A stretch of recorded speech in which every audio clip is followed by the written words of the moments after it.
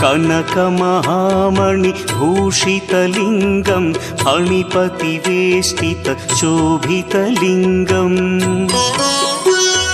दक्षसुयज्ञविनाशनलिङ्गं तत्प्रणमामि सदा शिवलिङ्गम् कुङ्कुमचन्दनलेपितलिङ्गं पङ्कजहार सुशोभितलिङ्गम् सञ्चितपापविनाशनलिङ्गं तत्प्रणमामि सदा शिवलिङ्गम्